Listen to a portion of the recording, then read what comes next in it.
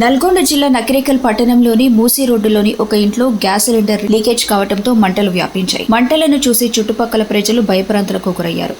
ఇంట్లోని సామాన్లు, నిత్యావసర సరుకులు, 100 కేజీల బియ్యం, దుస్తులు, 30,000 రూపాయల నగదు, 25 తులాల వెండి మంటల్లో కాలిపోయాయని ఇంటి యజమాని తెలిపారు. విషయం తెలుసుకున్న అగ్నిమాపక శాఖ అక్కడికొచ్చి ఫైర్ ఇంజన్తో మంటలార్పారు.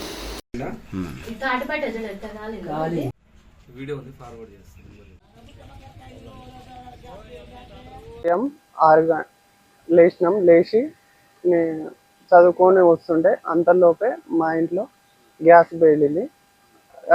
ఎలా పేలిందంటే పొద్దునట్టు గ్యాస్ అయిపోయింది. గ్యాస్ మార్చుతుంటే వేరే గ్యాస్ పెట్టినాక వేరే పక్కనింటి అంకుల్ వచ్చి మార్చిపోయిండు.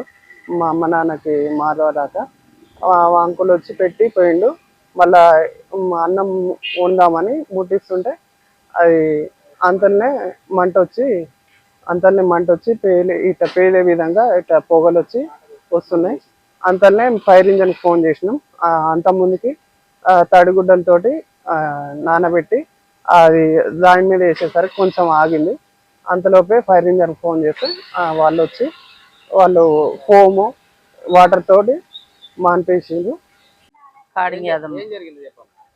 ఇంకా గ్యాస్ పెట్టినాం, గ్యాస్ ముట్టిస్తే అది 6:15 అయింది. గ్యాస్ ముట్టించినాం, గ్యాస్ అయిపోయింది. గ్యాస్ ముట్టించినాం. గ్యాస్ సిలిండర్ కొద్దిగా పొగెళ్తుంటే అవన్నీ బస్తారు అన్ని వేసినాం. ఇంకా బియ్యం అన్ని కాలిపోయినాయి. బియ్యం సామాను డబ్బులు 20,000, 25 తులాల ఎండి, పావులెత్తు బంగారం అన్ని కాలిపోయినాయి సార్. 6:17 చల్లారిపోయారు. ఫైర్ ఇంజన్ ఇచ్చి చల్లారిపోయారు, లేకపోతే పేలిపోయేది. ఇంకంతా సామాన్ అంతా నష్టపోయినాం సార్. ఇంట్లో బియ్యం కాలినాయి, ఇంట్లో అన్ని కాలిపోయినాయి.